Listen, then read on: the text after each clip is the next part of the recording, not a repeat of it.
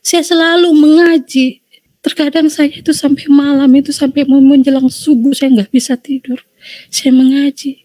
Hati saya itu tidak pernah tentram. Hati saya itu selalu kosong.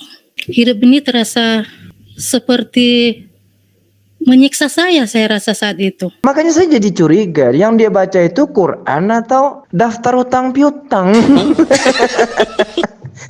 Iya kan?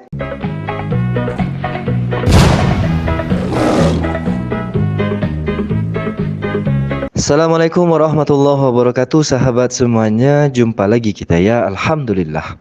Alhamdulillahirabbil alamin. Segala puji bagi Allah, Tuhan semesta alam. Tiada Tuhan selain Allah. Allah lah satu-satunya Tuhan. Tuhan yang tiada duanya, duanya saja tidak ada, apalagi tiga. Lalu bagaimana jadinya kalau Tuhan itu dipaksakan tiga, ya umatnya jadi onyet-onyet tupai, sahabat. Onyet-onyet tupai pula namanya sekarang ya. Oke sahabat semuanya, jumpa lagi dengan Bam Tri Channel. Setelah beberapa hari ini saya agak kurang intent mengupload video onyet-onyet tupai ini ya, karena kondisi tubuh saya itu kurang fit ya sahabat. Dan ini mungkin karena cuaca yang ekstrim hari ini ya, karena tidak hanya di tempat saya di Indonesia, bahkan di dunia ya. Cuaca ini agak ekstrim sekarang, di mana-mana orang sakit. Ya, tapi kalau sakitnya kita ini normal ya, sahabat. Normal lah. Sakit manusia pada umumnya. Beda dengan oten, itu nama penyakitnya onyet tupai, sahabat. Ya, onyet tupai nama penyakit oten itu, karena ketululan dan kenekatan mereka, maka mereka ditimpa oleh penyakit yang namanya penyakit onyet tupai. Apa itu penyakit onyet tupai? Yaitu mereka itu suka sekali membohongi umat atau jemaatnya dengan memberikan kesaksian-kesaksian yang sangat membagongkan. Salah satunya yang berikut ini, sahabat. Perkenalkan, nama saya Cut Fatmawati Mutia. Ayah saya keturunan Aceh, asal Loksmawe. Saya bisa sebutkan namanya, Haji Teguh Mukhtarudin. Katanya saya bisa sebutkan nama bapak saya. Ya bisa lah. Kan bapak Anda. Ayah saya keturunan Aceh, asal Loksmawe. Saya bisa sebutkan namanya. Enggak. Baru saja mengawali video dia langsung menipu, sahabat ya. Apa tipuannya di sini? Yaitu dengan menggunakan nama dan embel-embel Aceh. Ya, jadi orang-orang Ongok Raya ini kalau tidak menggunakan Sumbar, Sumatera Barat atau Minang atau Padang, itu pasti menggunakan Aceh atau satu lagi Sunda atau Jawa Barat ya, sahabat. Ya, supaya mereka itu kelihatan orang yang berasal dari kalangan Islam begitu. Nah, Aceh dengan menyebutkan namanya itu ada cutnya. Tapi namanya bohong itu pasti ketahuan juga, sahabat. Namanya pakai cut tapi logatnya itu kayak cat gitu.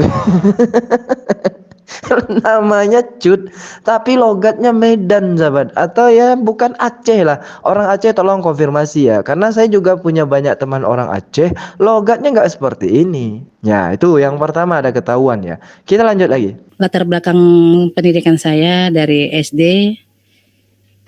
SMP, SMA saya dimasukkan ayah saya ke pendidikan agama. Sedangkan kakak-kakak saya yang lain, mereka sekolahnya sekolah umum. Ajaran dari orang tua saya, bahkan pendidikan yang saya dapati dari pendidikan agama saya selama 6 tahun, selalu saya jalankan. Sholat selalu saya kerjakan.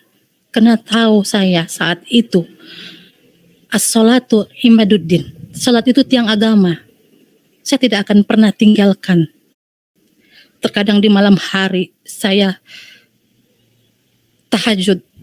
Saya sering menangis sama Allah. Ini mungkin kalau oten bisalah dia tipu ya. Tapi kalau kita umat muslim bersama pelet tupai saya itu tidak akan mudah dan gampang ditipu dengan kata-kata dia ya, sahabat, yang mengatakan tadi bahwa di keluarganya itu hanya si Cat ini satu-satunya yang disekolahkan di sekolah agama oleh orang tuanya, mulai dari SD, SMP, dan SMA.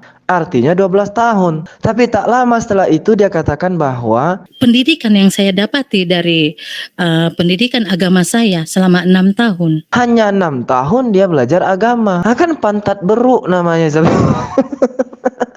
Pantat beruk namanya itu. Katanya disekolahkan SD, SMP, SMA itu sekolah agama, tapi tiba-tiba hanya 6 tahun. Atau mungkin dia memang sekolahnya 2 tahun saja. SD 2 tahun, SMP 2 tahun, SMA 2 tahun. Jadinya 6 tahun gitu. Hebat betul pantat beruk ini.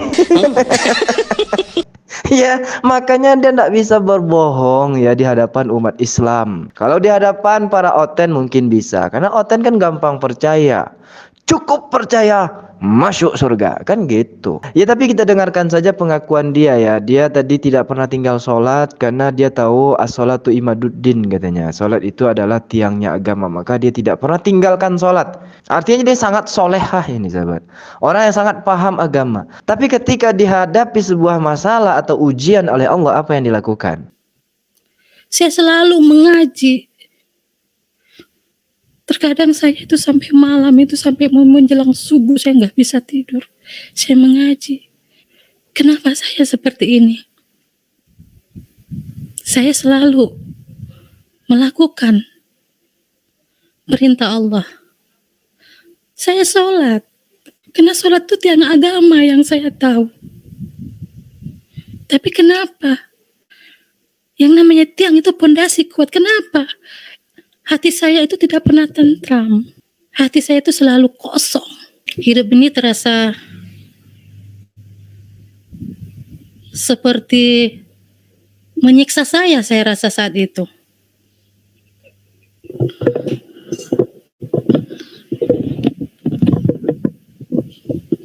Saya sempat berpikir, saya hidup untuk apa?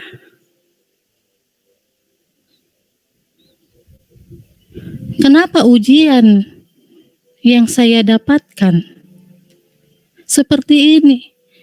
Saya menangis, saya bilang, ya Allah,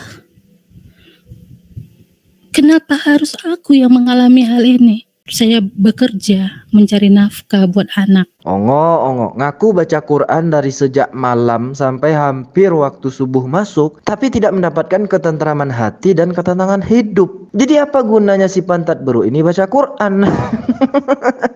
Dari malam sampai waktu subuh masuk. Makanya saya jadi curiga, yang dia baca itu Quran atau daftar utang piutang?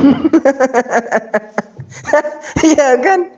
Dari malam sampai waktu subuh dia liatin daftar utangnya ya. Makanya hatinya itu nggak tentram dan mengeluh kepada Allah. Kenapa harus dia yang mendapatkan musibah ini? Kenapa harus dia orangnya? Nggak ada wanita-wanita yang lain yang harus ditimpa musibah seperti ini.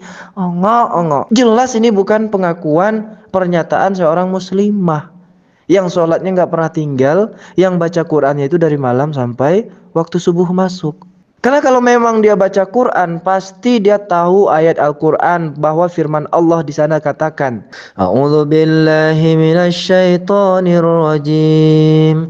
Bismillahirrahmanirrahim. Ahasiban nasu an yutraku an yaqulu amanna wa hum la yuftanun. Apakah manusia mengira bahwa mereka akan dibiarkan hanya dengan berkata, kami telah beriman, sedang mereka tidak diuji. Walaqad fatanna alladhina min qablihim falaya'lamanna Allahu alladhina sadaqu wa laya'lamanna al-kadhibin. Sungguh kami benar-benar telah menguji orang-orang sebelum mereka.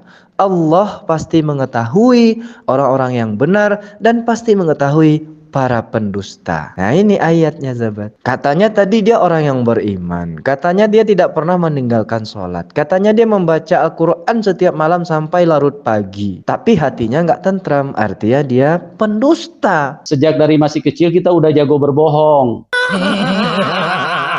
Dikasih ujian cobaan bertanya, kenapa saya yang diuji? Kenapa masalah ini menimpa saya?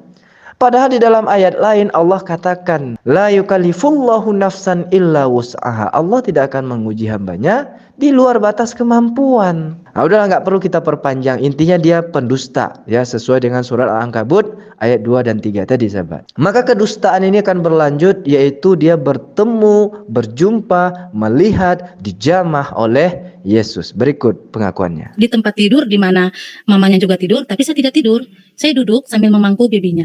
Nah, di saat saya memangku bebinya, mungkin juga karena saya lelah, atau mungkin juga karena kondisi saya juga belum benar-benar sehat. Di situ mungkin saya tertidur. Saya rasakan saya seperti tidak mimpi. Saya benar-benar melihat satu sosok yang berjubah, tapi saya tidak bisa melihat wajahnya. Wajahnya penuh dengan cahaya terang. Mata saya ini nggak bisa memandang jelas.